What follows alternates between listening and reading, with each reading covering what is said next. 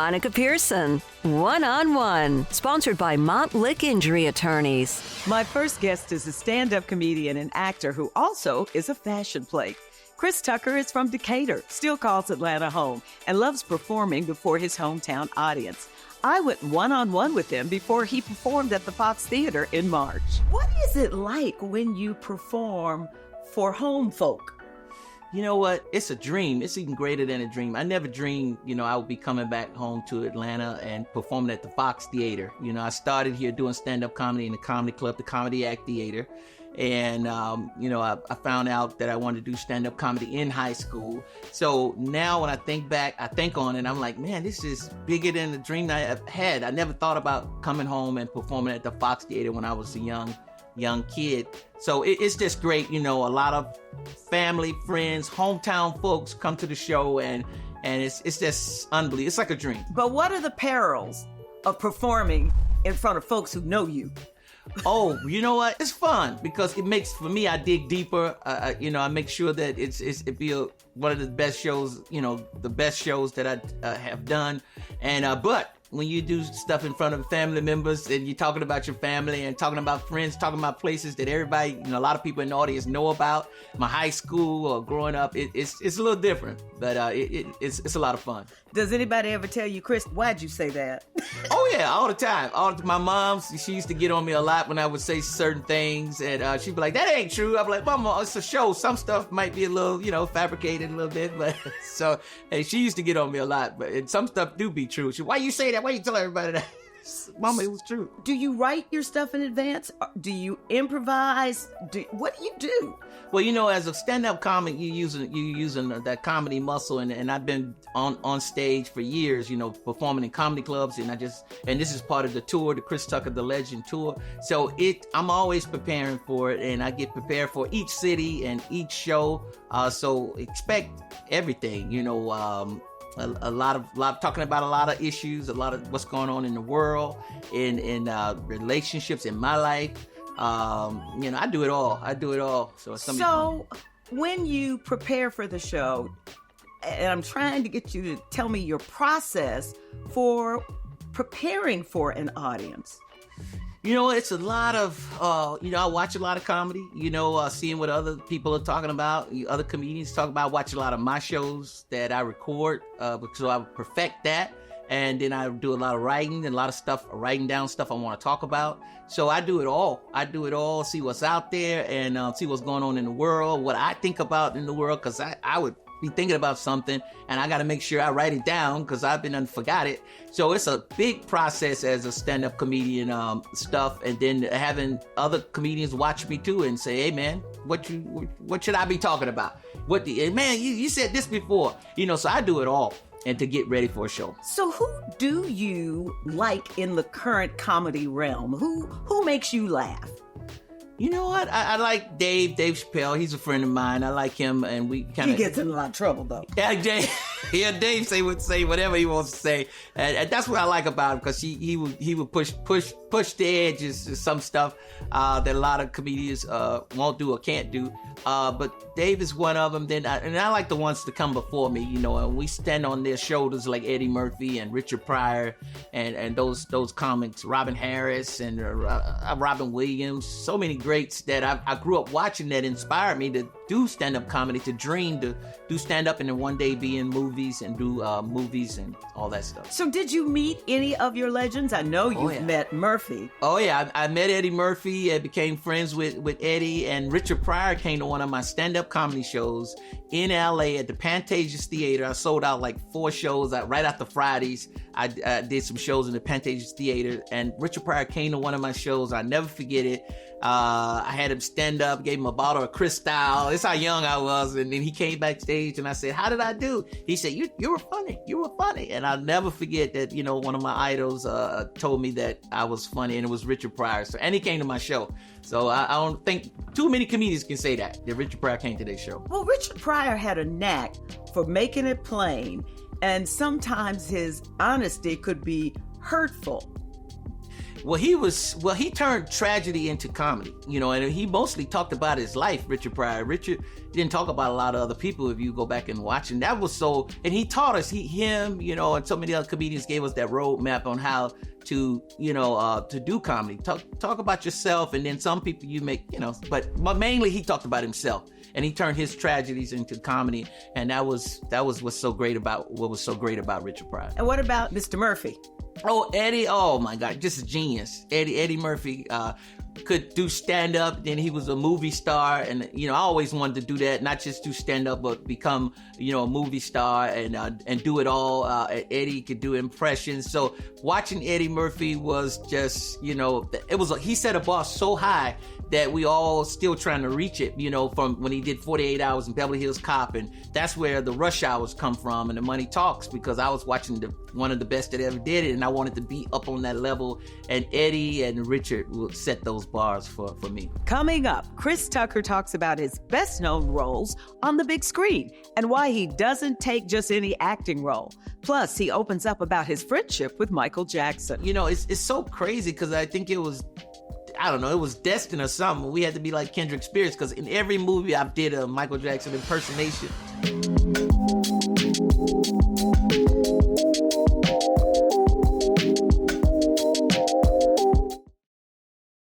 The Ice Cube hit movie Friday presented Chris Tucker as the character Smokey, a drug dealer who gets in trouble on a Friday cracking jokes and smoking the weed he's supposed to sell. The film was so successful, a sequel was made, but Tucker wasn't in it. When I was younger, I always, say I trust my instincts. When I was younger, I never thought about sequels when I was younger. I thought about do a great job and move to the next project, movie or whatever, and try to keep building. So the reason why I didn't do a part 2 was I was always looking for the next thing to do a great job in and hopefully I can get another movie from that. So it just happened that I just kept moving at that point. But that changed after the success of the first Rush Hour movie. Chris Tucker and Jackie Chan made 2 more. Yeah, it was just a match made in heaven with me and Jackie Chan, because the chemistry was great. Jackie, he was humble and it made me feel comfortable working with him.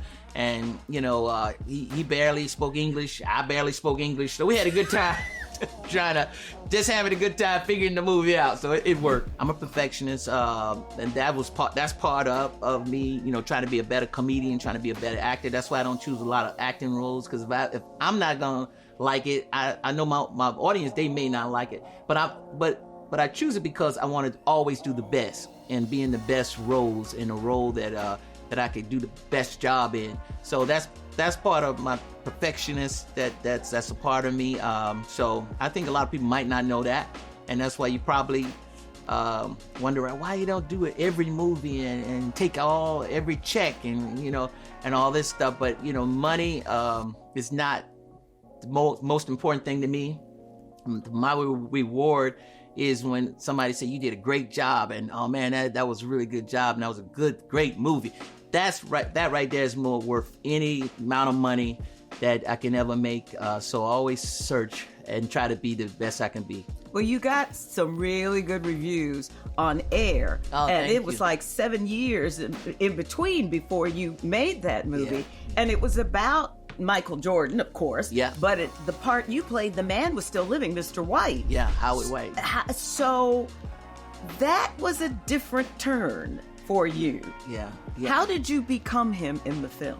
It was a blessing. It was a blessing that I knew him. I know him. I'm friends with Howard White, but I was able to pick his brain and talk to him about I was able to write my own parts in the movie, because his character got put in the movie later on after Ben Affleck talked to Michael Jordan and got his blessings. And Michael Jordan said, I don't care what you do, just have Viola Davis play my mama and then have Howard White in there, because he was my contact with Nike.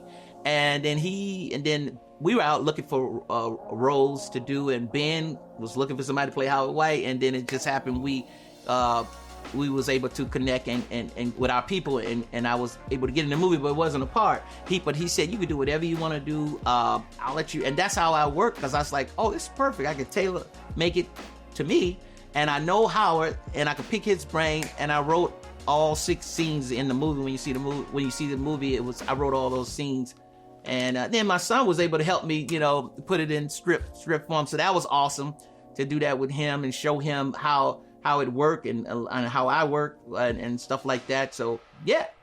His son, Destin Christopher Tucker, is a graduate of Morehouse College and is in the film industry. Now, his dad has tried to teach him lessons he learned the hard way, especially when it comes to money. Chris paid the IRS almost $3.5 million in back taxes.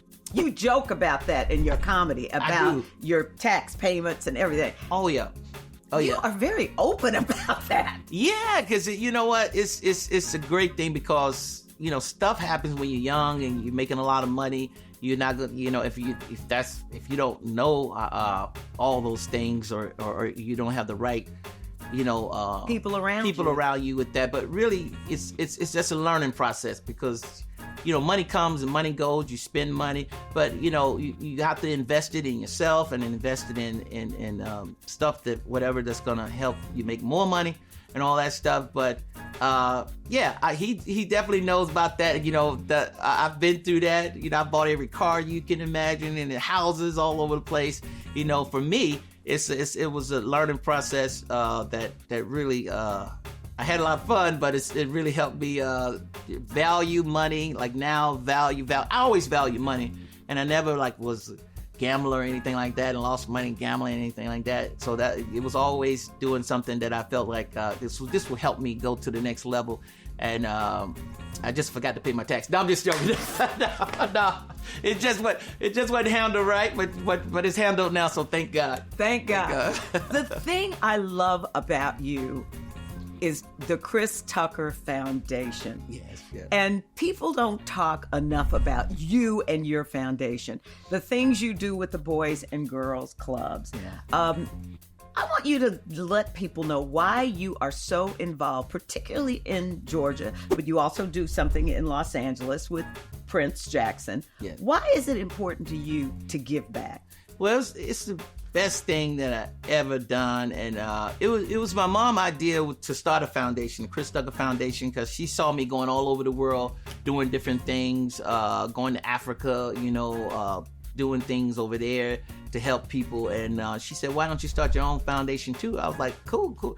Best thing I ever did to help somebody, to do whatever we can to help people less fortunate, put people through college or people that need heart transplants or anything they need, that we're able to do something like that. It's just the best. It's better than any opening of a movie or any big paycheck or anything like that. I gotta tell you, that's the best thing that I ever been a part of, the Chris Tucker Foundation. And I listened to my mom. She said start a foundation, and you could do more. You could do stuff for people here in your state, whatever, and around the world also. So it's a blessing. He also considers a blessing his friendship with the late Michael Jackson. Yeah, I became friends with Michael, and it's so crazy because I think it was destined or something. We had to be like Kendrick Spears because in every movie I did a Michael Jackson impersonation, and I guess that's because we all grew up on Michael, in the 80s and 70s or whatever. But we became friends, and Michael was another person so kind and just. When I met him, he was just so kind to me, and it was just really nice. And I'll just never forget, how he was just kind and always encouraging. Jackson had Tucker appear in the Rock My World video, and then Chris and Usher surprised Michael Jackson during Jackson's 30th anniversary show in 2001 at New York's Madison Square Gardens. He just fell out on stage, if you see it. And I was like over him, like, man, this is Michael Jackson laughing at me, and I'm dancing over him. This is crazy. It's like, so it was great. But people go crazy when you do it because you are spot on. Oh my God, I think it's something. It's kindred spirits. I think so because grew up just always loving singing his songs and his energy with everything. And then I met him, and it was like he was so kind and nice. And then so it was. Every time his music come on, I dance. I get up and dance, get up and singing and imitating. Still to come, 2 things you'll be surprised to learn about Chris Tucker. And later, I go one-on-one with one of his former neighbors, Clifton Powell, also known for his acting and impersonations.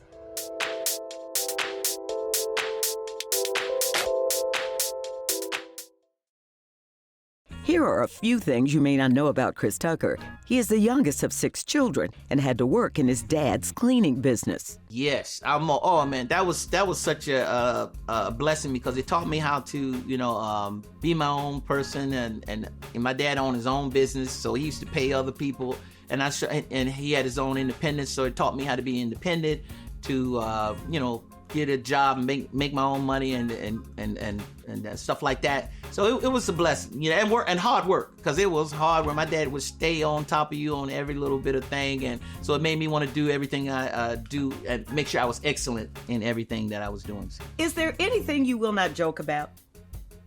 Yeah, I have a lot of boundaries, things that I won't joke about, but that's part of being creative and clever and all these things to get my point across. As when I was younger, it probably wasn't the rules, but the older I got, I do have, I just feel like I can get it, some stuff I just don't want to talk about, but I can get it, and then I can get some stuff across another way, and all that. Yeah. Name a boundary. A boundary, somebody's in the room, I'm not gonna talk about them. I'm not gonna dog them out, and that's just not me. And if they're not in the room, I might say something, but it still ain't gonna dog them out if they hear about it. Like, I can't believe you said that about me, because I know everybody. But just certain things. I think comedy is supposed to make people laugh, and that's our job, is to find out how to make people laugh without hurting somebody. So that's my goal, is always to try to make everybody laugh. So when people come up to you, and I know they do in the airport or in the street, say something funny. Oh yeah, I look at them like they're crazy. Like, say something funny. What are you talking about? This ain't. I'm tired. What are you talking about? I'll tell them the truth, and then that'll make them laugh, or whatever. But yeah, I don't. No, it's all natural. It just comes out of me when it comes out. So before I go, the jacket. When you performed at the Beloved Benefit, I realized that you are a fashion plate. I got it from my mama. My mama's from the Church of God in Christ, and she's one of the sharpest ladies in the Church of God in Christ. And I realized I got it from her. She has so many outfits, so many hats. And she traveled with a lot of luggage, and when I travel with a lot of luggage. I'm like, how did I get like this? And I like fashion. I like, stuff that blings. My mama, I got it from her. So, yeah, it's a gift from her. How many jackets do you think you own that are designer-like? A lot. I spent a lot of money on clothes over the years, and matter of fact, we started a store at the church. There we're gonna start selling some of my stuff and my mama's stuff and other people's stuff, because we got so many clothes. But in this business, you gotta look good and you gotta keep it together. So. And there's one more thing you need to know. He was not divorced in 2003, as some websites report. I never been married. Yeah. So why are you scared to get married? I'm not scared. I'm looking forward to it when it happens. In my lifetime? In your lifetime, yep, in your lifetime. I'm looking forward to it. My mama's always on me, so I'm looking forward to it. Okay. Sound like your mama. I know. I just want to stay married. When I get married, I want to stay married, so that's why I've been patient. Okay. Chris Tucker, the Legend Tour, will be in Abu Dhabi, United Arab Emirates in May. My next guest is an award-winning actor with over 100 film and television credits. You may not recognize the name Clifton Powell, but you will recognize his face. He was Cuddy in Dead Presidents, Pinky in Next Friday, and Dr. Martin Luther King Jr. in Selma, Lord Selma. And when some people see him in public, they think he's a comedian. So how many times do people say, you look like Eddie Murphy? Every day. But the other day, this lady said, you're Charlie Murphy. I said, ma'am, Charlie Murphy is passed on. She said, no, he's not, because he's standing right in front of me. I said, ma'am, no disrespect, but Charlie Murphy has passed on. She said, okay, Charlie. And she went down in her car and drove off. And then I think I was out at some function, poetry jam. This lady said, Eddie Murphy, what is you doing in here? I said, ma'am, I'm not Eddie Murphy. And she did the laugh too. She's like, Eddie. I said, ma'am, I'm not Eddie Murphy. And she walked down and she said, well, I know you're Eddie Murphy. You're just trying to be incognito. That's what it is. All the time. And there's another assumption made about him. Somebody always comes up to me saying, I watch your movies, but you always killing somebody. I'm just like, it's just, I think sometimes, and I don't want to say African-American actors, but sometimes you get pigeonholed. But sometimes my people think we're not trained. Not all my people, some of my people. We're trained. I'm just as trained as Pacino, De Niro. And they don't get a lot of flack. De Niro is always, him and Joe Pesci and Pacino always beating somebody up in movies, So that's true. I think what happens is people come to play and say, I think Clifton Powell must have came out shooting people out the womb. I'm like, man, it's acting, it's training. So I think when it comes to me, people got to really, really go back and do the research of early roles that I played. The pastors, the doctors, cops. I played cop on Martin. I played African Prince on the Jamie Foxx show. So, but people want to pigeonhole. I just did a movie with Terrence Howard called Skeletons in the Closet. It's on, what is the name of the channel? I'm going to find it. Not Bounce? No, it's not Bounce. But it's you go look for it. It's called Skeletons in the Closet, and I'm playing a priest. And I watched it the other day, and I almost saved myself. And it's just really this is probably the first time I've told this story without crying. You got me almost to tears. It's, When we return, surviving his dysfunctional family and the life-saving gift he received.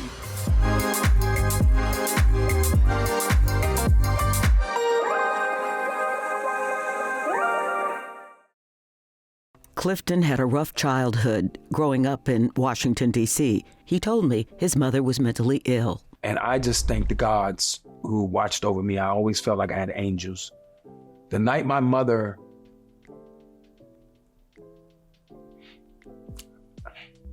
I didn't plan to get emotional. I'm sorry. The night my mother walked into the night, they found my mother in the bottom of the Anacostia River in D.C. But for the grace of the gods, my apartment was right here, and my cousin Francis' apartment was right across the hall. And my mother wasn't in her right mind, and she could have taken me with her. So from the time I knew I was on Earth, like maybe 4 or 5, I only remember seeing my mom one time when she was on her way. We were standing outside of the apartment on 18th and E, Southeast, right near Eastern High School. And I was standing and she waiting for the bus. And that's the only visual I have of her. But I look back on that and I realized that that night she wasn't in her right mind. And oftentimes people take their kids with them. I just saw a thing the other day. This gentleman and his wife shot the whole family because they lost their jobs. So I really felt from the time I was 4 or 5 that I had a special blessing on me. I just always felt different. When my dad drank, he would have parties and the ladies would come in and try to steal his money. So one time this lady wanted to beat me up because I sat on the toilet and I hid the money inside I was only 5, but I took the thing off and took the water out and hid his wallet inside it. She said, I know you know where your daddy's money at. I was like, I don't know, ma'am. And from that moment, from 4 or 5, I always felt like I had a blessing on me. I never thought about doing comedy. I never thought about acting. I wanted to be Charlie Taylor, number 42 of Washington Redskins. That's all football player. Football player. That's all I wanted to do. And my nephew, I'm not sure everybody knows, some people know, James Brown, the sportscaster. Yes. That's my nephew. Now, his mom raised me. His mom is older than I am, 21 years older. His mom and our mom, we both had the same mom, different dad. And my mom died tragically when I was 4. Oh. And my dad was a functioning alcoholic. So on the weekends, because I grew up in a tough part of Washington, D.C., Southeast, I had to leave the hood on the weekend and go out to JB's house. And they lived out in the suburbs. And that kind of kept me out of trouble. But it didn't keep him out of trouble in school. There was DeMatha, a predominantly white all-boys Catholic school where he says he spent a lot of time in detention. Then there was the more integrated St. Anthony's Catholic High School where he first fell in love with acting. And that was the beginning of my career. So I did the play. And this is going to sound crazy to everybody, but I'm going to put it in my book. My dad came to the play drunk. So I'm in the play and I'm frozen on the stage because it's a musical. I get zapped, so I'm frozen. And I'm standing like this, and my best friend is standing next to me, and he said, Cliff, I think that's Mr. Powell coming up here. I said, please say he's not coming up here. And my dad came up to the stage, tried to shake my hand. He said, that's my boy. That's my boy. And man, they had to take him out because he had been drinking a little bit. And I think I missed a whole month of school because every time I came in fifth period, that's my boy. It was a weird period where people were trying to figure out, what are you going to be? Because if you're not, we know you're going to end up in jail somewhere. So my niece said, maybe you should try acting. I was like, I'm good. And one of the guys in my program heard about a place called Workshop for Careers in the Arts, which became Duke Ellington High School now. And I went up with him. I just went up with him just to look around and protect him in case somebody tried to beat him up. He was coerced into auditioning and was accepted into the program. And then his father had a nervous breakdown and was put into a mental hospital. I called the workshop program and I told them, I said, I got to drop out. And they said, well, what's wrong? I said, well, we've been evicted. All my furniture and everything's gone. I don't know where my dad is, and I'm going to be living with my sister. All my college applications, all my clothes, everything's gone. And I'm not going to be able to pay my tuition. And I tell this whole story only because I'm not really deep into the media, my life story. And I really want anybody out there, I don't care what gender, what color, what race, what size, what nothing. All you got to do is have a little bit of faith. I tell people all the time trying to have too much faith. And so what happened was they called an emergency meeting and they said, we're not going to let you drop out. They paid my tuition for 2 years. They gave me a $1,200 stipend to buy some new clothes. And they filled out my college applications, got my SAT stuff, and got me into college. And that's how I got started. Oh my goodness. And it's just really just, this is probably the first time I've told this story without crying. You got me almost to tears. It's Glenda Dickinson, Peggy Cooper Cafridge, Skipper Driscoll, Debbie Allen, Charles Brown, Kenneth Doherty, Mike Malone, all those folks who saved my life and I wouldn't be sitting here. So, and then I went to Emerson and I just stuck with it. And the thing is that there are a lot of kids now who are like you were. Yes, ma'am. And how do you get that message to them that you are worthy? Well, one of the things that I do is I go into prisons. In the early part of my career, before I really started working as an actor, I decided to be in youth counseling. So I've worked at the Door. I worked at Covenant House. I used to go into NYU at a drama program that went into the prisons. And I was it's called a creative arts team. So we take poetry and music into the prisons, the juvenile prisons. So oftentimes when I'm on the road, I go and talk to the young kids in high school. Or when I see them, like at the game last week, I pull the kids aside. Hey, man, Mr. Powell, can we get an autograph? Pinky. So there'd be about 10 or 20 of them. I said, stay out of trouble, stay in school, no drugs, So I try to find a way to share my story. Not my whole story, but to let them know that, if I can do it, you can do it. Some have doubted his ability. He fought for the chance just to audition for the role of Dr. Martin Luther King Jr. for the film Selma, Lord Selma. So finally they let me in the room and they said, we really do have a star name in mind. I said, well, they said, do you have anything prepared? They was like, where he came from. They didn't know me. So I said, yeah, I'm going to do Dr. King's last speech. They said, oh, okay, well, give it a try, buddy. I said, as I left Atlanta this morning, there were 6 of us on the plane. Pilot said over the public address system, we're sorry for the delay. We have Martin Luther King Jr. on the plane. Then I got into Memphis. I began to hear some talk about what would happen to me from some of our sick white brothers. I don't know what will happen now. We've got some difficult days ahead. And as I said that, they say, you know what, you're going to be king. Let us go and try to work it out. Yolanda King, God rest her soul, came up to me and said, you really did capture the essence of my dad. Jamie Foxx helped Powell land the role of Ray Charles's agent, Jeff Brown, in the movie Ray. I don't know if I told you earlier, Jamie Foxx, myself, Chris Tucker, and Mark Curry all lived in the same building. Oh, Lord. On Gramercy Place. And when we were all struggling, in the beginning, I think it's 89, 90. But Jamie was starting to move, He said, Cliff Powell, I got this role you got to come in for. So I went in and I did pretty much what you saw on screen. And, but I'm not sure who didn't think it was right. I was right for the role. And a lot of people don't know this, but Jamie stood up at the meeting. And that's why I always had love for Jamie Foxx and said, if we don't hire Cliff Powell, ain't gonna be no movie. Because he killed it. And he did. That's how I got that role. Coming up, the character Powell is bringing back to life on YouTube. And later, I'll introduce you to the member of a 6-time Grammy Award-winning group who also calls Atlanta home.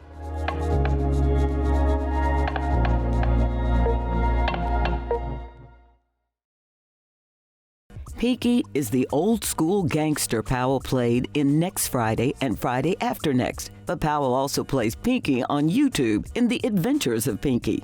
Why do you think Pinky hit the way he did? I think that everybody in their family has an aunt or an uncle that's just wild and ghetto and country and all that stuff rolled into one. And unbridled with his speech and language, but he's fun. He's a good person, but he's wild and he's animated. So I think that's why he called him. So which of the characters is you? Well, I think, for instance, we're here at the studio here with Swirl is I think, playing Rex Fisher is hard for me. I think Pinky is probably more of my internal, wild, fun personality. My inner friends that know me know I'm wild and crazy and goofy. I think that's more, my style. Now, you have 2 wonderful children. On Instagram, I saw your daughter, nail technician, who loves to do Pinky. Yes. She's funnier than me ever. If you haven't seen my daughter do Pinky, please go on Instagram and see. She even has the suit. She has a suit. Ladies, come meet my friend Craig. This is Moet. And of course, Clifton Jr., he's a character. He's a writer. He's a basketball player too. He's D1. But he just finished doing a project with Mara Brock. And of course, everybody knows he's dating Sasha Obama. So they still date? Yeah. But it's young love. You got ups and downs just like everything else. And they're both Geminis. So they're so cool together. And so have you met her parents yet? I haven't met her parents. So my son goes, I said, I need to meet the parents. He says, you haven't met Maya's boyfriend's parents. She's been with him 3 years. I said, you got a point. He says, so I'll let you know when you can meet him. So why did you move to Atlanta? I went through a nasty divorce. Oh. And lost about 7 to 10 million. And, I know we've heard Cat Williams and some of the other folks talking on Instagram and Club Shay Shay.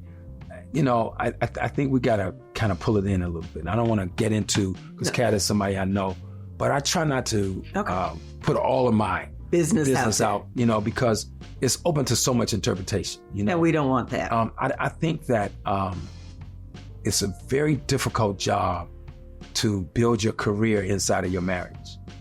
And I try to explain to my son now, don't be mad at your mom, don't be mad at me. We didn't know. And that's why I do seminars. I want to do an evening with Clifton Powell and talk about not just my journey, but how to handle your money, how to deal with credit, how to keep your body in shape, how to deal with all your vices, when should you get married, when should you get all of it. And I didn't understand it. So the vicissitudes and the ebb and flow of success kind of ruined my marriage. So when I came down here, but also Hollywood is moving. Yes. To Atlanta. There's so many studios here now. Yeah. So what's next for you? I know you're writing a book. I think I'm going to write a book.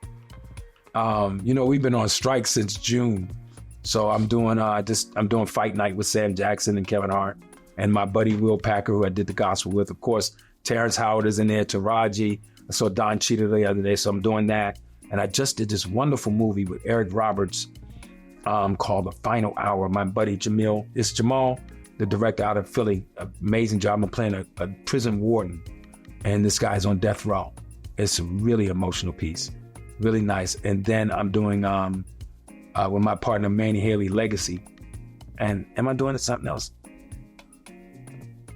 That's with Ving Rhames and Lisa Wright. And this weekend I'm going to be in Tupelo, Mississippi, talking about diversity in the arts and entertainment, and also within this new world order that we have coming, because Donald Trump has already said if he's president, he's going to outlaw critical race theory and diversity. And I think that would be a shame to do. So, and then I hang out with my girl and my stepson. His name's Malik, and he plays basketball. So I just, I'm kind of chilled out these days. Powell is serious about being chilled out. On his Instagram page, he warns his 332,000 followers, quote, reckless and hateful comments will be blocked, end quote. He's a member of the 6-time Grammy Award-winning group, the Blind Boys of Alabama, and someone you should know. When we return, you'll meet Atlanta native Ricky McKinnie.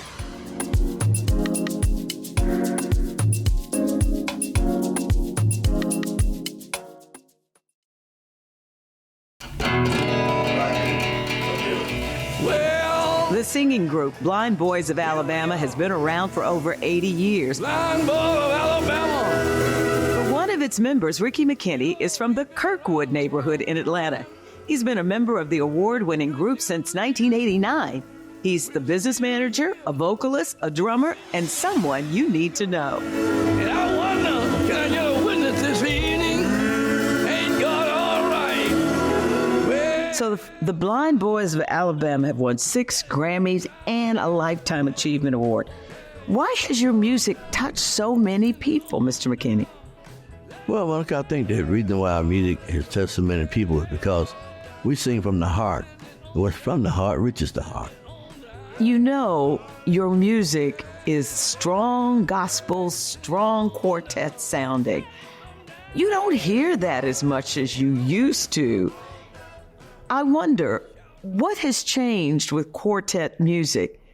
Why has the music of that era seemed to have disappeared? Well, it's so much going on today. Different types of music, praise music, they have contemporary music, but quartet music is traditional. It's the root of all the music. And then a lot of times, in my beginnings, it was just the 2 guitar players, bass player, and drummer, and as well as the singers. But now, since the organs come into play and the synthesizers, a lot of quartet singers forget what's quartet. And we dress like I dress in suits, and now you might go to a quartet program and they're trying to dress like Kirk Franklin. And Kirk Franklin has his way, and quartet gospel music has its own look and its own style also. So how would you describe the music that you do? We sing feel-good music.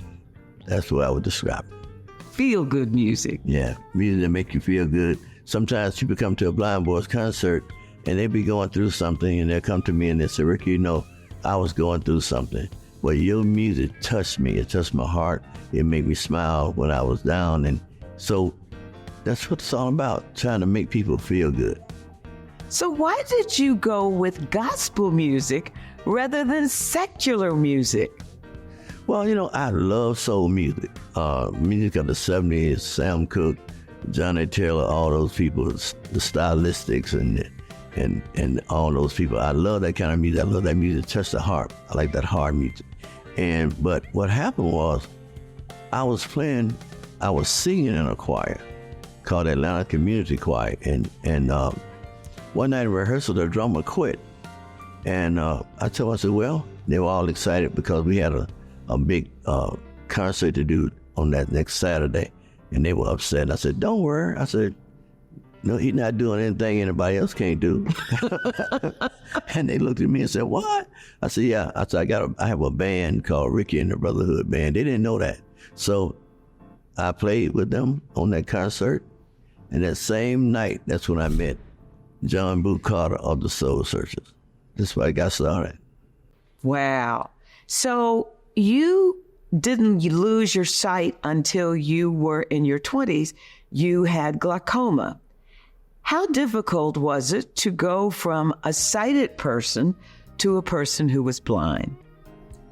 I lost my sight when I was 23 years old. And I was on the road with the gospel keynotes away from home. And I never really, to tell you the truth, I would come home and I always told my doctors that I could see. They said, no, Ricky, you're blind. I said, no, I'm telling you, I can see. I have what they call phantom sight, whereas when you're seeing so long, sometimes you can picture things in your mind. So I never got to the point that I thought I was blind. My aunt came to me one time. She said, on my first record, it was called Here I Am. She said, Ricky, you know what? I said, what? You're not blind. You just can't see. And what does that mean to you? It means that I might have lost my sight, but I never lost my vision. And what is your vision? My vision, God has been so good to Ricky McKinnie. He's shown favor time and time again. So my vision is to just let God have his way, and wherever he leads me, that's where I'm going. And you don't consider yourself disabled?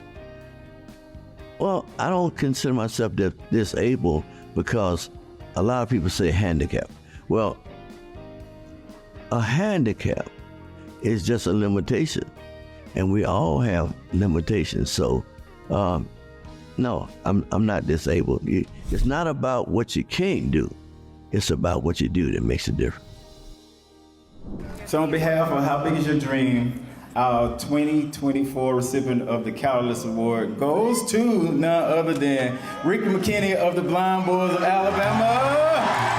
So I love the fact that when you're around young people, you really do encourage them.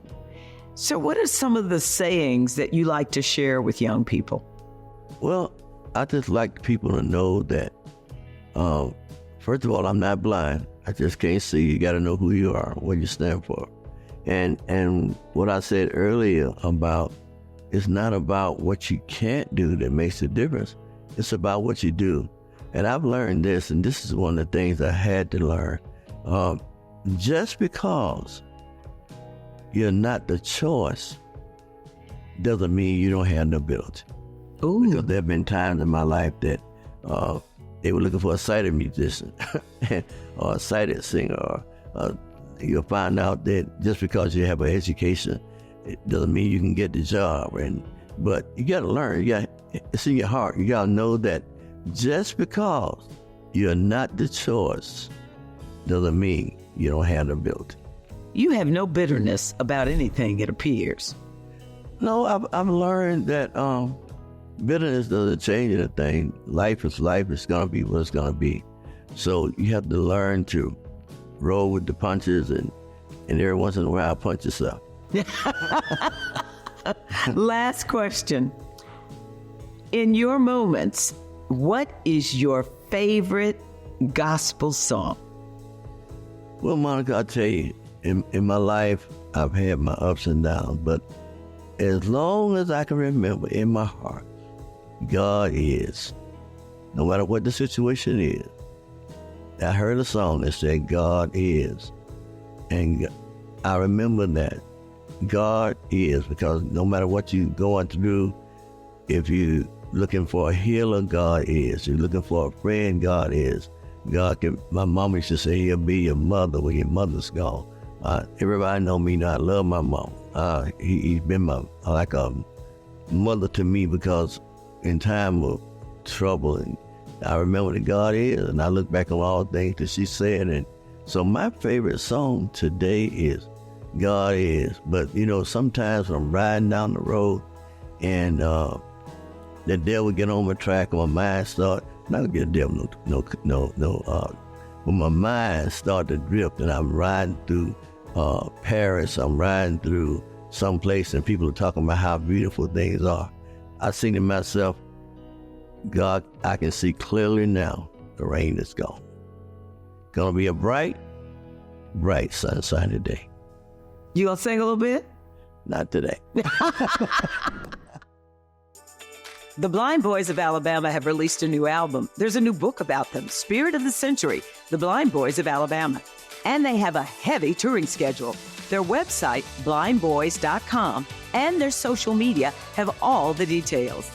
Thanks for joining us, and don't forget to subscribe to Peachtree TV on YouTube, where you can watch all episodes of Monica Pearson One-on-One. And if you're watching on YouTube TV, make sure you add Monica Pearson One-on-One to your library. Good night.